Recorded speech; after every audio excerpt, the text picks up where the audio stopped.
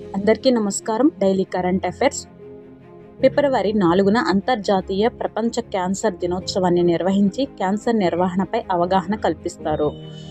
PM Setu పథకం ఐటీఐలను ఆధునీకరించడానికి మరియు యువతకు ఉపాధి నైపుణ్యాలను పెంచడానికి ప్రపంచ బ్యాంకు భారత్కు $830 మిలియన్ రుణాన్ని మంజూరు చేసింది.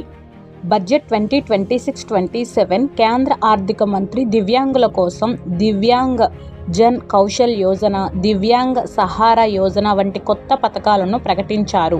షీ మార్ట్ మహిళా పారిశ్రామికవేత్తలకు మద్దతుగా ఈ మార్కెట్ ప్లాట్ఫామ్ను ప్రవేశపెట్టారు. రామ్సర్ సైట్లు ఫిబ్రవరి 2026 నాటికి భారతదేశంలో మొత్తం 98 రామ్సర్ సైట్లు ఉన్నాయి. భారత్ అమెరికా వాణిజ్య ఒప్పందం. అమెరికా అధ్యక్షుడు ట్రంప్ భారత్తో చారిత్రాత్మక వాణిజ్య ఒప్పందాన్ని ప్రకటించారు. ఏపీ పర్యటన. వైఎస్ జగన్మోహన్ రెడ్డి నేడు గుంటూరు జిల్లాలో పర్యటించి అంబటి రాంబాబు కుటుంబాన్ని పరామర్శించనున్నారు. కడియం శ్రీహరి అనర్హత పిటిషన్పై నేడు విచారణ జరగనుంది.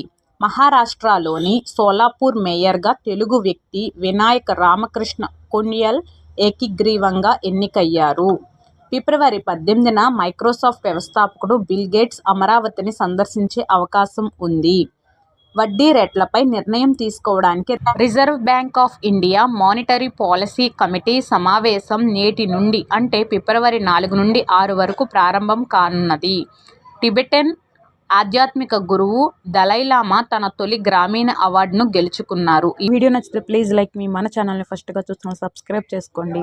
డైలీ కరెంట్ అఫైర్స్ అప్డేట్ కింద లింక్ ఇస్తాను, ప్రతి ఒక్కరు చూడండి. Thank you so much. Keep watching.